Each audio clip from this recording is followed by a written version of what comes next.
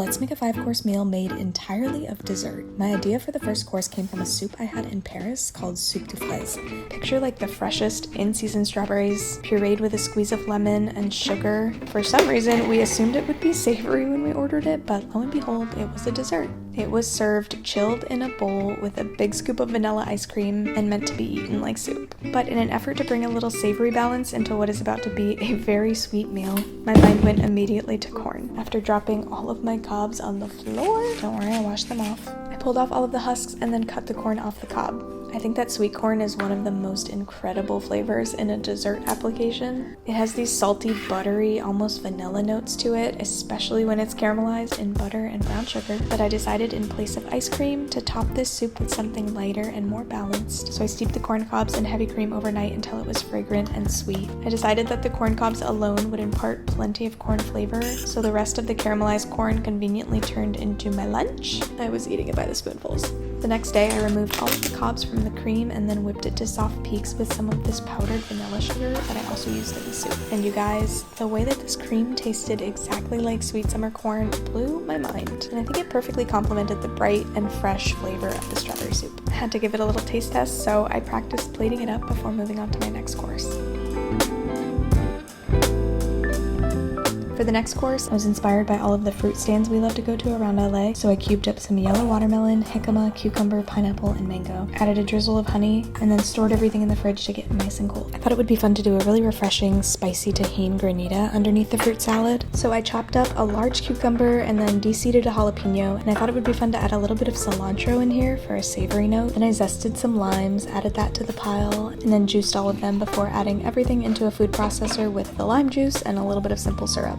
Although it's not a traditional salad by any means, I do love the fact that this course incorporates so many green vegetables. Once everything was blended, I strained it through 2 sieves and added a huge sprinkle of Tajín before popping it into the freezer. The thing about granita is it requires a lot of patience. You basically have to pull it out of the freezer and scrape it every 30 minutes or so. The resulting texture is light and fluffy, just like this. It turned out bright and acidic and refreshing. I practiced serving it up with an ice cream scoop full of the granita, and then I just spooned the fruit salad along the edge. I'm really happy with how this idea turned out. It's a super fun way to do dessert as a salad, and it's going to be the perfect palate cleanser in between the heavier, sweeter courses. Next up was my idea for our bread course, so this will actually start the meal off. I thought it would be smart to lead things off with a truly savory bite. However, I needed it to still look like a dessert, and I thought what better vessel for that than a cream puff. I started by making a black pepper Parmesan cracklin, which is basically like a little circle of cookie dough that sits on top of your choux pastry and helps it bake up really evenly, but also gives it a nice crunch and texture. Once I rolled things out and chilled it, I just cut the dough into a bunch of rounds and set them back into the freezer while I made my choux pastry. I piped out all the choux pastry and added my savory Parmesan cracklins. I think there's nothing more satisfying than watching a cream puff bake. They explode into these little spheres that are light and eggy and hollow on the inside. I knew I wanted to fill them with something that resembled a classic sweet cream puff, so I figured I would try making a savory whipped cream out of mascarpone cheese, Parmesan, and more black pepper. I whipped it until it was fluffy and then slowly streamed in heavy cream until it was super airy. I just made cheese whipped cream. Is that weird?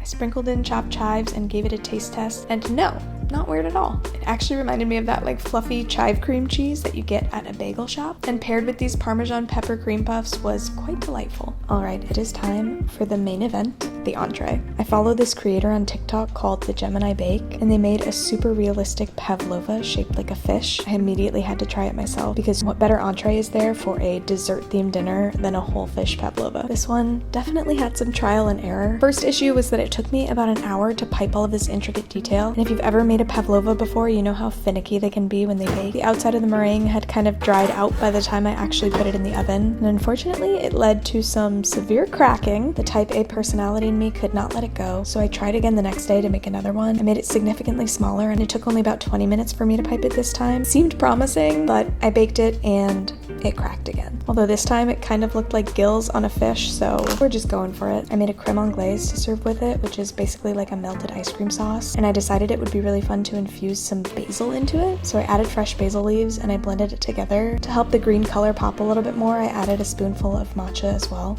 Double strained it all and kept it in the fridge until I was ready to serve. And last but not least, we have reached our 5th course, which is dessert. I actually had the most difficult time figuring out this course, because after all, what makes dessert a dessert when every course of the meal is dessert? At the end of the day, I decided that the most dessert to me is cake, and my partner's favorite cake is carrot cake. cake. I wanted to combine that with a pastry that I learned in Paris, so I landed on carrot cake Madeleines. After whipping the batter together, I added grated carrots and really finely chopped hazelnuts, then transferred everything into a piping bag and piped them into my Madeleine pan before throwing them into the oven to bake. These were so cute and so delicious, warm and fresh out of the oven. They got a little bit of that signature bump that a Madeleine has. They're light, fluffy, carroty, and delicious. I wanted to level them up with a decorating technique I've seen all over the internet, where you dip the Madeleine shells in chocolate. I took edible marigolds and pulled the petals out and lined them each into the pan to give a little pop of orange color to sort of mimic the carrot throughout.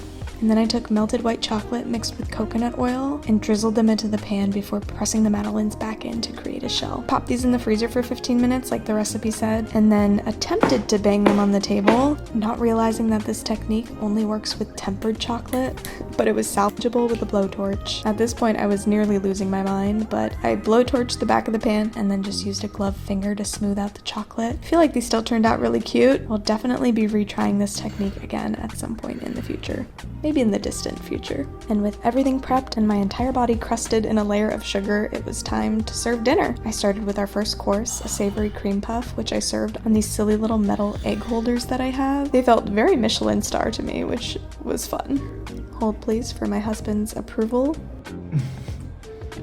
That's really good. Then I got started on plating our second course, our strawberry soup. How beautiful is the color of this soup in the sunlight. I served it up and he immediately remembered this soup from Paris. We were laughing and chatting about how we totally thought it was going to be savory when we ordered it, and then it landed on the table with a scoop of vanilla ice cream. He clearly liked it as his bowl was clean. Next, our third course, our salad, our fruit salad with a Tajín Granita. I think these look so elegant and fun. I really like the way I plated them up. This made for a nice third course. It was fun to have a little frozen palate cleanser, and the cucumber and jicama was a much needed vegetable in this meal. And it is time for our Branzino-Shaped Pavlova. I ended up going with the smaller fish because even though it had a couple more cracks, it fit really nicely on the platter I wanted to use. I served this up tableside with the basil creme anglaise ladled onto the plate, and of course, I had to bring the fish in on a fish spatula. The second I set it onto the creme anglaise, it started floating away. I don't think it wanted to be eaten. Whoa! There's nothing more satisfying than cracking into a pavlova. It was crispy on the outside but chewy and marshmallowy on the inside. I served it up with some of the extra corn whipped cream and then some fresh peaches and apricots. I was worried the basil might be weird, but it was a fantastic flavor combination. And our final fifth course, carrot cake Madeleines. I think he was really happy to have some carrot cake, but also nearing the beginnings of a sugar coma. We each ate one and then called it a night. Had such a fun time making this meal for us and reminiscing about our favorite trip. Would I ever make it again? Definitely not. But we agreed the flavors were great, everything was a 10 out of 10, and life's too short not to have a little fun eating dessert.